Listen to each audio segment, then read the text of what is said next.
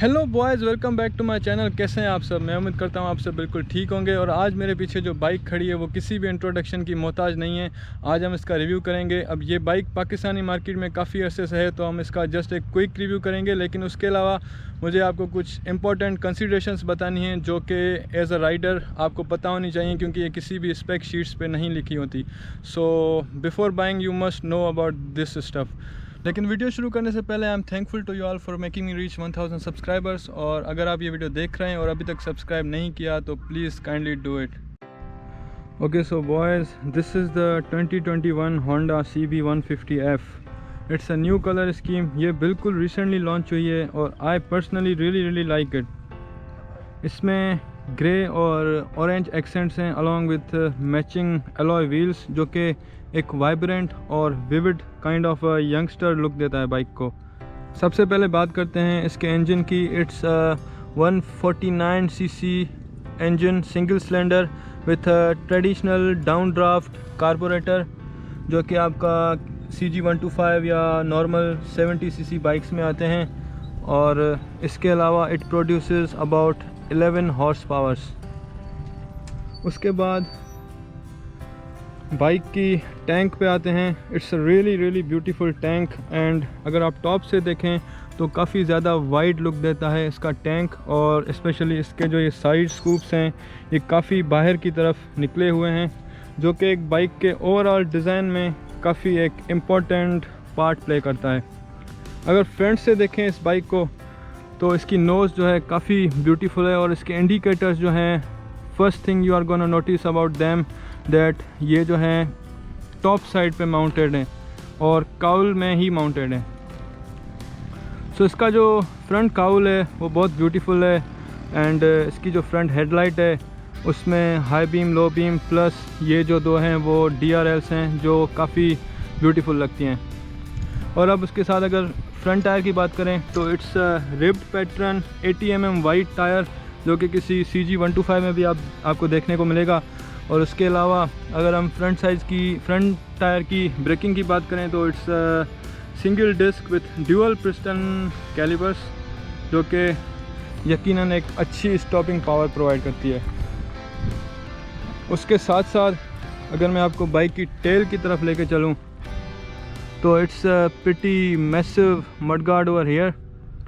और उसके साथ साथ ये इन्होंने एक बिल्ट इन जो है एक हाई स्ट्रेंथ मेटल की, इसको आप ग्रैब रेल भी कह सकते हैं, या फिर आप इस पे अपना जो है लगेज बॉक्स भी वो भी जो है आप इजीली इस पे अपना सेट कर सकते हैं। ये एक अच्छी चीज़ दी है उन्होंने, जो कि बिल्ट इन आपको मिल रही है। आपको किसी भी और आफ्टर मार्केट ग्रैब रेल या कैरियर की ज़रूरत नहीं है। उसके अलावा हम बात करते हैं रियर टायर की, जिसमें ड्रम ब्रेक्स हैं।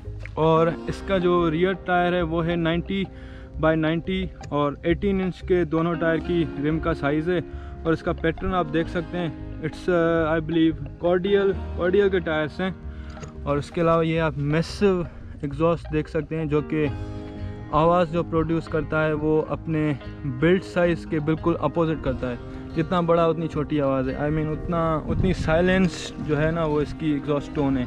लेकिन ये एक बहुत अच्छी बात है, अगर आप लॉन्ग टूर्स पे जाते हैं तो आपको जो है ज़्यादा हाई जो आफ्टर मार्केट एग्जॉस्ट हैं वो तंग करने लगते हैं।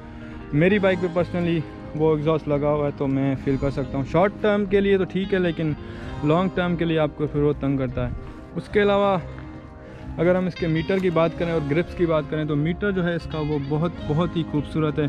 आप देख सकते हैं इसमें गियर पोजीशंस और फ्यूल गेज, एनालॉग, इसके अलावा स्पीड, आरपीएम, हर चीज़ जो आप एक्सपेक्ट करेंगे वो सब इसमें है। उसके अलावा अगर हम ग्रिप्स की बात करें तो इसमें आपको सेल्फ स्टार्ट, हेडलाइट और इस साइड से आपको horn, indicator, high low and plus आपको एक डिपर की ऑप्शन मिलती है। जी बॉयज़, सो सबसे पहले जो कुछ कंसिडरेशंस थी जैसे मैंने आपको बताया था कि मुझे आपसे डिस्कस करनी, उनमें सबसे पहले तो इसका आता है कार्बोरेटर, जो कि है एक ट्रेडिशनल डाउन ड्राफ्ट कार्बोरेटर। जिस तरह से हमारे यहाँ पे जो लोकली अवेलेबल बाइक्स होती हैं जैसे CG125 है या जो 70 cc बाइक होती है उनमें ये कार्बोरेटर यूज़ होता है। हालांकि अब जो है हर कोई बटरफ्लाई कार्बोरेटर पे स्विच हो रहा है जैसे कि यामाहा YBR, लेकिन इसमें जो है वो डाउन ड्राफ्ट कार्बोरेटर है। अब उसकी जो है अपनी एडवांटेजेस भी हैं और डिसएडवांटेजेस भी हैं। एडवांटेज उसकी ये है कि जैसे यहाँ पे जो मैकेनिक्स हैं वो they are really familiar with this type of carburettors. तो जब यामाहा YBR आई थी उसमें जब शुरू में मिसिंग इश्यूज़ आ रहे थे तो यहाँ के जो मैकेनिक्स हैं उनको उसका जो कार्बोरेटर है वो बटरफ्लाई कार्बोरेटर था और थोड़ा सा ज़रा न्यू टाइप का कार्बोरेटर था, तो उनको काफ़ी प्रॉब्लम हो रही थी। लेकिन इस टाइप के कार्बोरेटर को वो इजीली हैंडल कर सकते हैं। So this is a plus point. लेकिन जो इसकी नेगेटिव पॉइंट है वो ये है कि जो बटरफ्लाई कार्बोरेटर है उसकी ज़रा सी फ्यूल एवरेज बेहतर होती है और एक मखसूस अमाउंट का फ्यूल इंजन में वो सप्लाई करता है। अनलेस कि आप उसको फुल थ्रॉटल दें तो आप उसके जो बटरफ्लाई डोर्स हैं वो खुल जाते हैं। लेकिन बहरहाल फिर भी इस बाइक की जो फ्यूल एवरेज क्लेम करते हैं वो काफ़ी अच्छी है। अब जो दूसरी पॉइंट मैं आपसे डिस्कस करने वाला था वो है इसके साइड स्कूप्स।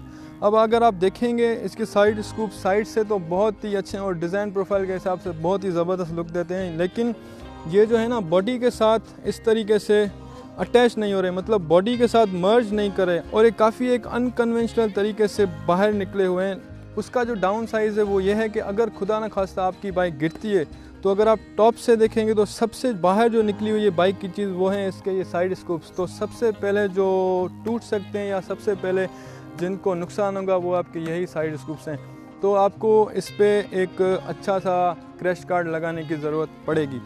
अब जो थर्ड पॉइंट है इसकी वो एक इसका बहुत अच्छा प्लस पॉइंट है, मुझे बहुत पसंद आया। इसके जो रियर फुट पैक्स हैं वो तो आपको पता है हमेशा रिट्रैक्टेबल होते हैं, लेकिन इसके जो फ्रंट फुट पैक्स हैं वो भी यहाँ पे रिट्रैक्टेबल हैं। अगर आपकी बाइक गिरती है तो अमूमन ये होता है कि जो फुट पैक्स हैं वो या तो टूट जाते हैं या फिर टेढ़े हो जाते हैं, लेकिन इसमें जो है अगर आपकी बाइक गिरती है तो आपके फुट पैक्स को कोई नुकसान नहीं होगा और ये इस तरीके से खुद को फोल्ड करके नुकसान से बचा सकते हैं। अब बात करते हैं इसके फ्रंट टायर की। तो इसके फ्रंट टायर की जो ग्रिप है वो एक रिब्ड पैटर्न है जो कि जैसे नॉर्मल कन्वेंशनल बाइक्स में होती हैं CD70 या CG125 में। तो इसकी एक बुरी बात यह है कि नॉर्मल पेव्ड रोड पे तो ये बहुत अच्छा परफॉर्म करता है, लेकिन अगर थोड़ी भी कीचड़ होगी या वेट सरफेस होता है तो उसमें इसकी ग्रिप बिल्कुल भी नहीं बनती। तो आपको एक अच्छे टायर की ज़रूरत पड़ेगी अगर आप टूरिंग वगैरह करने वाले हैं या फिर आपको लॉन्ग टर्म के लिए बाइक रखनी है तो। और इसके अलावा जो इसका फ्रंट टायर है अगर आप देखें तो इसकी जो विड्थ है वो काफ़ी पतली है, एक 150 cc बाइक के हवाले से 80 mm है। आप इसको इजीली 90 mm का कर सकते हैं फ्रंट के लिए, और बैक का जो टायर है इसका वो है 90 mm, उसको आप इजीली 100 या 110 के लिए 110 तक लेके जा सकते हैं। उससे ज़्यादा अगर आप लेंगे तो आपकी जो स्विंग आर्म है उसको एडजस्ट कराना पड़ेगा, लेकिन इंजन के हिसाब से 110 तक टायर आपका ठीक है, वो आपको रोड ग्रिप भी अच्छी देगा और साथ में एक वाइड लुक भी देगा। सो बॉयज़ ये था इस बाइक का ओवरऑल रिव्यू। अब चलते हैं इसकी राइड पे और चेक करेंगे इसके सस्पेंशन और इसकी राइड क्वालिटी, और आपको कुछ और बातों के बारे में बताऊंगा जैसे कि इसकी फ्यूल एवरेज और मेंटेनेंस के हवाले से जो कॉमन क्वेश्चंस होते हैं। सो चलिए चलते हैं एक टेस्ट राइड पे। एक चीज़ तो मैं भूल ही गया, जो लोग ज़रा साउंड ऑब्सेस्ड हैं या जिनको साउंड का शौक़ होता है उनके लिए एक साउंड टेस्ट।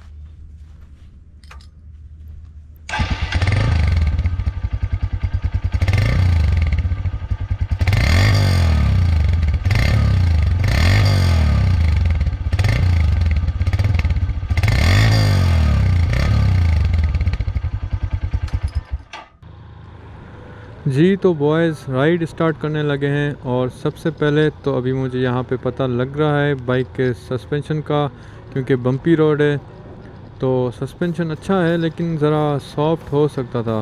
लेकिन एडजस्टेबल है, तो इस वक्त ज़रा हार्डर सेटिंग पे है इसलिए ज़रा स्टिफ लग रहा है, क्योंकि सॉफ्ट सेटिंग पे एक बंदे के लिए तो ठीक है, लेकिन पिलियन के साथ फिर लगते हैं नीचे।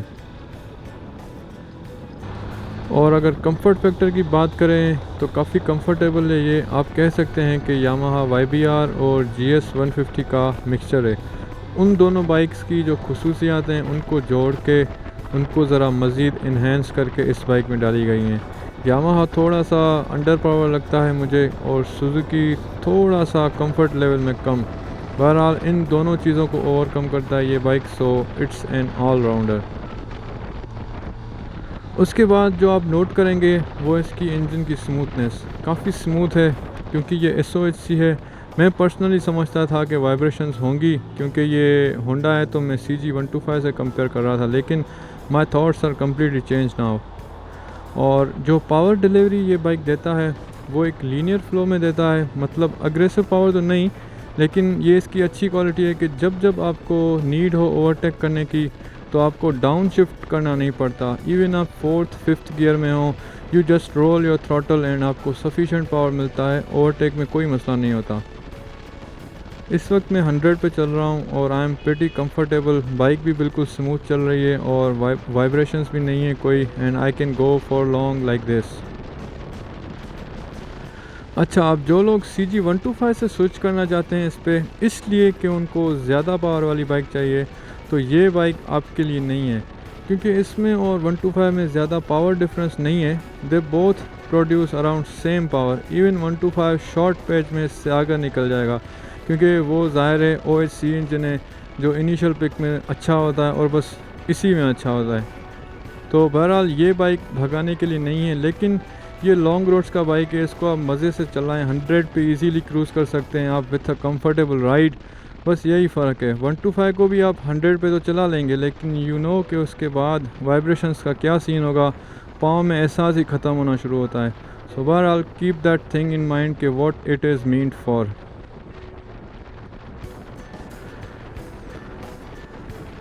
एंड अगर इसकी प्राइस की बात करें तो इट्स करेंटली अराउंड 2,65,000। जब ये लॉन्च हुआ था तो इसकी प्राइस थी 1,60,000, जो कि मेरे ख्याल से बहुत ही ज़बरदस्त थी, लेकिन अब बैड सीन है, यू नो गाइस। उसके अलावा इसकी फ्यूल एवरेज जो ऑनर क्लेम करते हैं वो है 38 to 40, लेकिन आई बिलीव कि अगर आप ज़रा नॉर्मल RPM पे चलाएं तो 40 प्लस भी ले सकते हैं।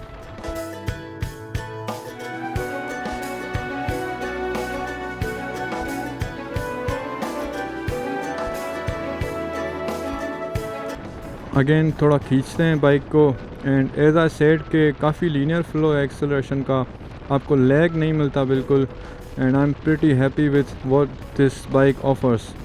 This bike is really good for long journeys. Seating position भी काफ़ी अच्छी है, एंड रोड ग्रिप का जहाँ तक ताल्लुक़ है तो वो भी ठीक है। इवन पतले टायर्स हैं, लेकिन जैसे मैंने कहा कि नॉर्मल रोड्स पे तो अच्छी होती है, बाकी मड्डी एरिया में या फिर जो ऑफ रोडिंग है उसमें पता चलेगा, तब शायद टायर्स चेंज करने की ज़रूरत पड़े, स्पेशली फ्रंट।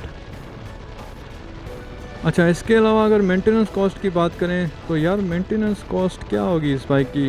1 लीटर ऑयल डलता है, प्राइस जिसकी आपको पता है 600 to 800 या 900 तक जा सकती है डिफरेंट ब्रांड्स के हिसाब से। एंड अगर आप ट्यूनिंग भी करवाते हैं तो 600 की ट्यूनिंग एंड एयर फिल्टर 500 का, जो कि हर बार तो ज़रूरी नहीं होता, 3-4 हज़ार किलोमीटर के बाद चाहिए होता है। बाकी रही बात पार्ट्स अवेलेबिलिटी की, तो शुरू में मसला होता था पार्ट्स ढूंढने में, लेकिन क्योंकि कुछ साल हो गए हैं इसको, सो अब इतना मसला नहीं होता पार्ट्स का, इवन ऑनलाइन भी मिल जाते हैं easily. So this is it boys. Overall मुझे बाइक बहुत पसंद आई। बाकी आप कमेंट्स में बताएं कि आपको ये बाइक और इसकी ये न्यू कलर स्कीम कैसी लगी। एंड अभी तक अगर आपने सब्सक्राइब नहीं किया तो please hit that subscribe button, and I will see you in next blog इंशाल्लाह। खुदा हाफिज़।